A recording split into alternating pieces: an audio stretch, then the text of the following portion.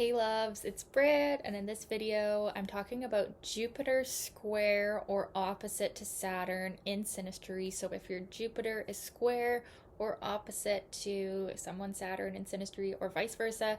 Now, in general, the square is more of a constant state of tension and frustration and challenges, and the opposition aspect is more where like half the time we're good and we're really feeling attracted and compatible, and the other half of the time we feel totally incompatible. It's probably a stronger aspect, more energy, but it's more like flip flop.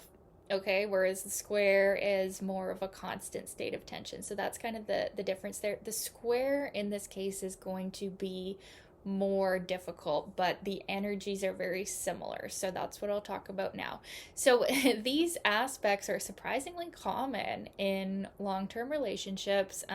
This will be my first of the Jupiter Saturn aspect series, but I think one of the reasons why they're so common is because they're almost like opposing principles, right? So Jupiter is our planet of expansion, and it makes everything bigger. It's our joy, it's our faith, it's our hope in life, and that everything is going to be okay. Saturn is kind of like the opposite of that. Saturn is where life is really hard and challenging, and we have karma and we have lessons and we're serious, and we are more practical. So Jupiter to Saturn aspects in synastry, and especially these hard aspects, show the conflict between where one is hopeful and joyful and the other is pessimistic. And that's a big theme of this relationship is the Saturn person will be judging of the Jupiter person, thinking that they're too extravagant, or they believe things that are just insane or impractical. There's belief differences with these aspects. We're coming from usually very different backgrounds, and different belief systems, maybe even different religions, religious beliefs, or like if one believes in astrology, the other doesn't, or something like that. Not that astrology is a belief, obviously, we know as astrologers, it's a practice. But yeah, this aspect can definitely show that we're just not on the same page as far as our beliefs, and we really can get in each other's way, and it can be a major obstacle where we kind of dampen each other. Specifically, Saturn is going to dampen Jupiter, but Jupiter can also, really feel that Saturn is like the critical father figure that maybe they had. So this could be an aspect where we're working out father issues. The Saturn person actually reacts like their own father, and they become kind of, in a sense, the sometimes the more negative qualities of their parental upbringing. And one of my books even says that like they get frozen in time at a specific age when this parental trauma took place, and then they're just projecting that energy onto the Jupiter person, kind of like parenting the Jupiter like how they were parented, but usually in a negative way. The books don't look very favorably on this aspect. Now, I like to have a positive interpretation of things, and as difficult as this is, there is a lot of potential for this aspect because we're getting a chance to strengthen our beliefs. We're getting a chance to strengthen our foundations. And, in some cases, the Jupiter person might actually be a bit too extravagant, or they might need to be told by Saturn that they need to get real and get serious. And that can actually be very helpful. Now, the Jupiter person can also tell the Saturn person to lighten the F up and enjoy life a bit more. And that might be really needed for the Saturn person. Now, the conflicts will be probably unavoidable, but if both people are open to allowing themselves to be expanded by this, allowing the growth to happen, this can end up being a very beneficial contact, because that's the thing about the hard aspects, is that they force growth. You can't escape the growth. Sometimes a trine or a sextile, you have this great opportunity, right? But you don't take it because the hard aspects are taking all of your focus and you miss it. You miss that this amazing harmony is there. You're not going to miss this one, especially in a close orb. This will be challenging. This will test you. This can be depressing at times, especially to the Jupiter person. They can just feel like the Saturn person is just like this burden on their life, and that they just like want to be free from and break free from. And it can also show delays or difficulties as far as traveling, like they're for whatever reason they don't have success in traveling or moving around a bunch or even expanding in their mind. It's like someone disagrees, maybe the other person wants to go to school and Saturn disagrees or whatever. Or there's differences in like, so Saturn is the more conservative, right? And Jupiter is going to be the more liberal, or however you want to describe that. Jupiter wants to be free, Saturn wants to tie Jupiter down.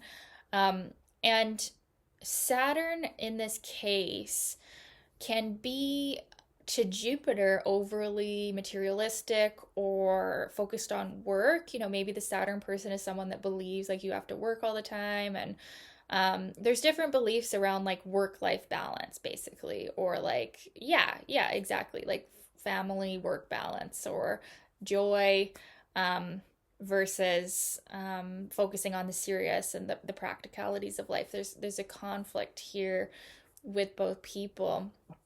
There's also an emphasis on time, feeling like there's never enough time. We don't have enough time to get it done. We don't have enough money. We just don't have enough, scarcity, right?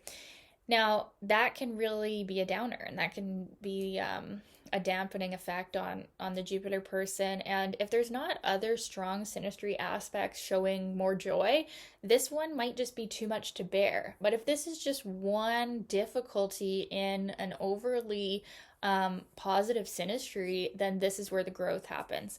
This aspect can show a teaching karma, where we're here to teach each other these big lessons.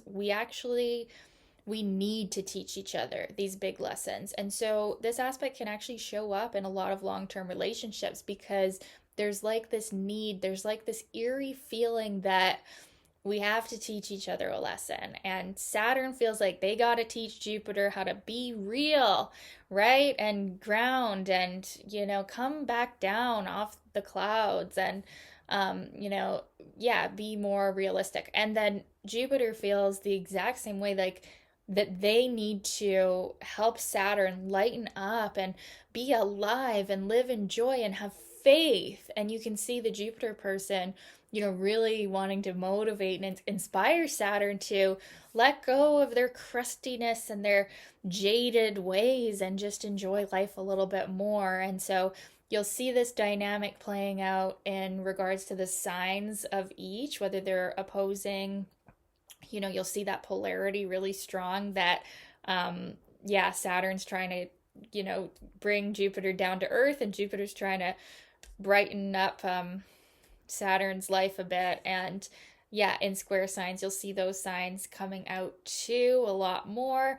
Like I said, the square is going to be a lot more difficult, but the opposition can also have this, it's the same dynamic really. So that's why I just put them both in the same video. It does tend to be significant. These Jupiter-Saturn aspects, all the aspects of Jupiter and Saturn seem to be pretty common in long-term relationships. And I think it's because of the growth aspect, that in a sense, like Jupiter wants Saturn, right? Jupiter needs that, and Saturn needs Jupiter. And it's just ends up being a very valuable learning experience, as long as, Saturn's not being too cold and judgy, and Jupiter's just not too free or irresponsible for Saturn. They can really combine well to become more effective in their life and more successful. That's really the ultimate end point of Jupiter-Saturn synastry, aspects, or Jupiter, Saturn, and the composite chart, is that they birth something because they do need each other. So it can be financial, it can be an increase in resources, even though with the hard aspects, it can be a tendency to lose resources. If you really learn the lessons involved in the two planets, it can actually lead to an increase. And that's what Jupiter Saturn aspects are about, is increase and growth and steady growth, like real growth, right? That's focused on the tangible and practical. And yeah, so it can end up being very beneficial, but it is difficult to deal with. It can be pretty annoying. They do find each other to be very different, coming from very different places, different angles, different backgrounds. But if there's love there, if the other aspects are favorable, this can end up being just a super growth oriented relationship where they teach each other a lot, and that's the karma, that's what they're meant to do. So I'd love to know your experience of these aspects in Synastry. If you've had them, was it like this? Let me know in the comments. And thank you so much for watching. Thanks for your requests, you guys. Keep them coming, and we'll talk soon. Bye.